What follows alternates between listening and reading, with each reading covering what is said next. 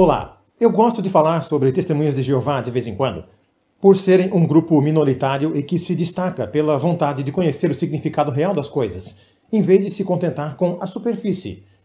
Há muitas peculiaridades e diferenças entre esse grupo religioso e os demais. E uma dessas peculiaridades que realmente se destacam é a falta de medo e uma certa ousadia em interpretar profecias bíblicas, mesmo que isso lhes tenha causado no passado uma certa desilusão. Há um garoto aqui no YouTube com o qual eu acabei topando por coincidência. Ele postou um vídeo atacando diretamente de forma escancarada esse grupo religioso, classificando-os como falsos profetas, utilizando para sua tese a própria Bíblia. Eu não sei o nome dele, mas vamos chamá-lo de Teobaldo. Teobaldo iniciou a sua tese, aliás, bastante original. Ninguém ainda falou sobre isso aqui no YouTube, né? Dizendo ele que várias e várias vezes as testemunhas de Jeová profetizaram datas falsas, aguardando a vinda do seu Senhor, e nada aconteceu. Teobaldo, Teuzinho, quem foi que disse para você que as testemunhas profetizam alguma coisa? Você já viu alguma delas gritando em alguma esquina algo totalmente novo, tirado da própria imaginação? Se você não sabe ainda, querido, esse é o profetizar bíblico, já que você usou um texto que fala exatamente sobre isso. O de Deuteronômio 18:22, que diz: sabe que, quando esse profeta falar em nome do Senhor, e a palavra dele não se cumprir, nem suceder, como profetizou, esta é a palavra que o Senhor não disse. Com soberba, a falou o tal profeta. Não tenhas temor dele. Mas, principalmente, eu não posso deixar faltar o texto da Bíblia Teobaldina, revista e corrigida por ele mesmo, que diz, aqui nesse versículo que fala sobre as características de um falso profeta, segundo a própria Bíblia dele: nos últimos dias haverão falsos cristos e falsos profetas que insistirão em estudar e interpretar as Escrituras, sofrendo decepções e frustrações, mas eles, de tão teimosos e insistentes, sempre se reerguerão. Esse texto está no livro de Teobaldo, capítulo 6, versículo 66. Agora, vamos ver como a Bíblia descreve o falso profeta de verdade. E hoje, Mateus 24:24. Pois se levantarão falsos cristos e falsos profetas, e apresentarão grandes milagres e prodígios, para, se possível, iludir até mesmo os eleitos. Teobaldo, você já viu testemunha de Jeová curar dor de cabeça e unha encravada colocando as mãos? Eu não. 2 Tessalonicenses 2:9.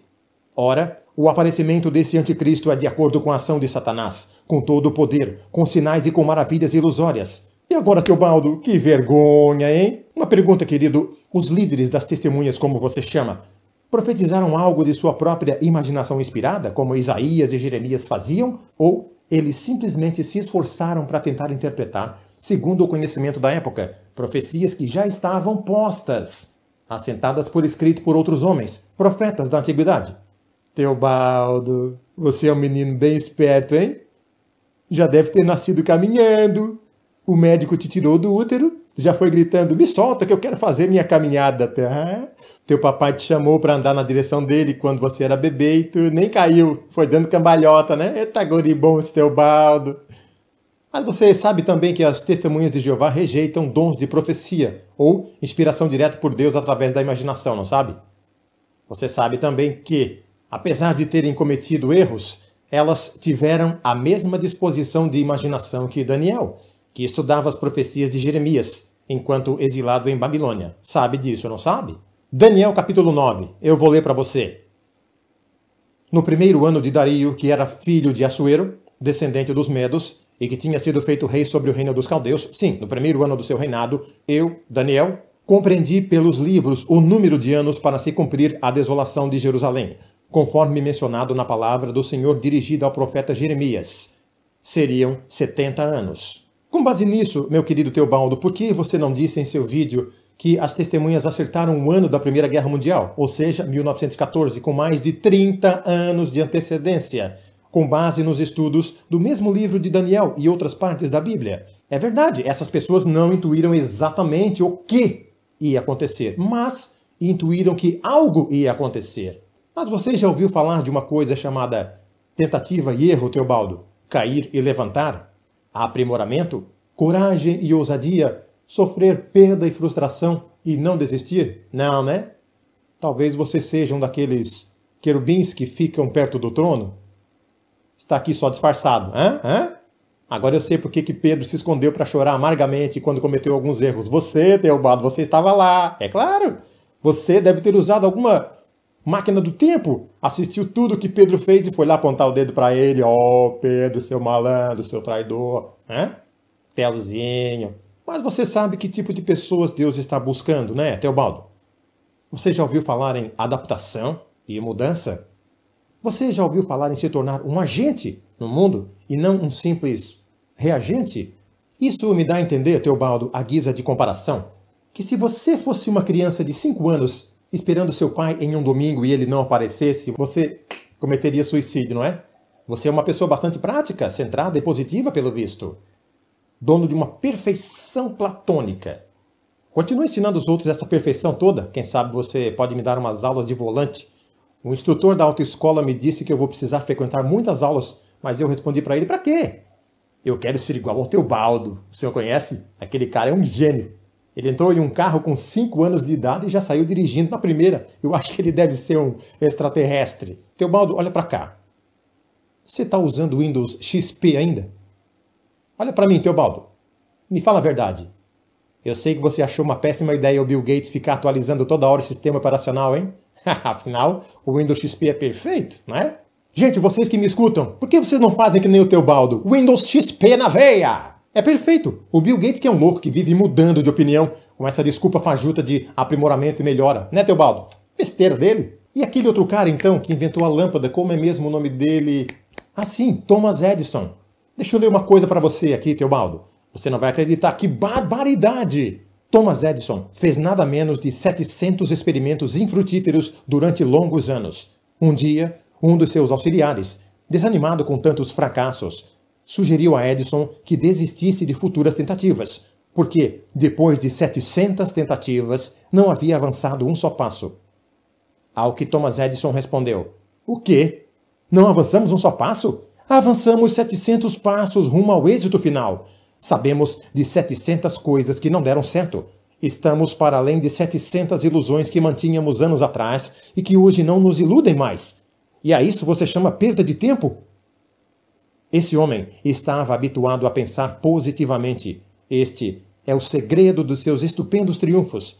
Por isso, finalmente, em 1879, aos 32 anos, Edison concluiu a invenção da lâmpada elétrica, depois de realizar 1.200 tentativas.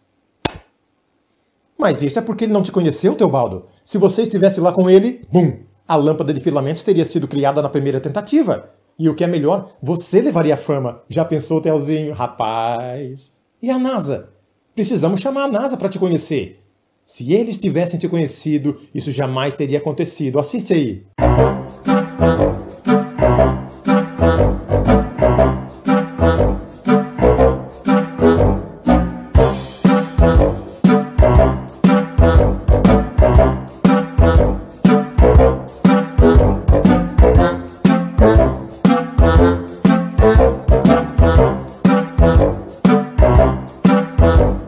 Rapaz, Teobaldo, meu filho, você ia ficar famoso projetando aqueles foguetes para eles lá, hein? E já na primeira tentativa o bicho já ia sair voando, hein? Quem sabe até Júpiter, Saturno. Teobaldo, queria ser você. Para experimentar uma única vez como é nascer e viver em um universo estático, sem fluidez e movimento. Deve ser bem chato, não é? Mas uma coisa que tu vai me ensinar ainda é andar de carro sem olhar para frente, olhando só no retrovisor, sabe? O tempo todo. Essa eu quero saber como tu faz. Me passa o zap aí pra gente marcar uma hora. Eu também quero aprender a correr de costa e viver olhando para a própria sombra, sem sofrer desvio de coluna, falou? Agora que eu entendo que você é um deus, eu posso compreender porque você prefere as denominações religiosas que se escondem debaixo do manto do dogma. Dogma nunca muda. Igual a você, que é um deus, que já está completamente feito e formado, né, Super Teobaldo? Mas olha só, eu vou ficar de olho nas testemunhas de Jeová para você, tá? Qualquer mudança eu te aviso para você malhar o sarrafo.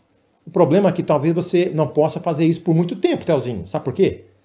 Porque o mundo está mudando muito rápido. O que você pensa ser verdade hoje já não é mais amanhã. Por isso eu simpatizo com as testemunhas. Sabe por quê? Porque elas estão aprendendo a se adaptar.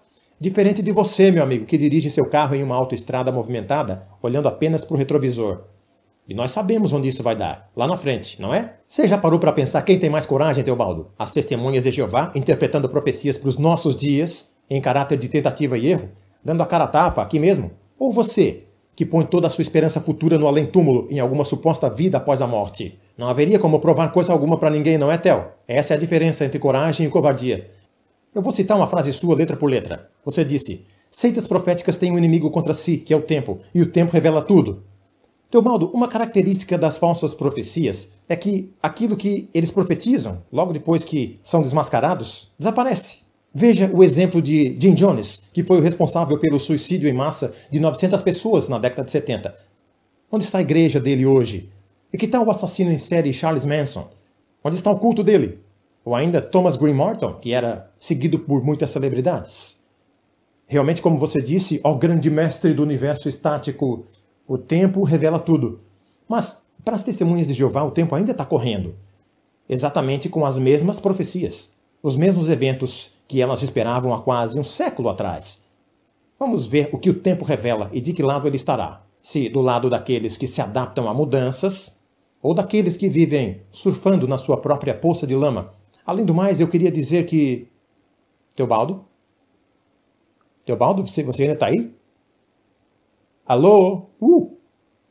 Acho que ele foi embora.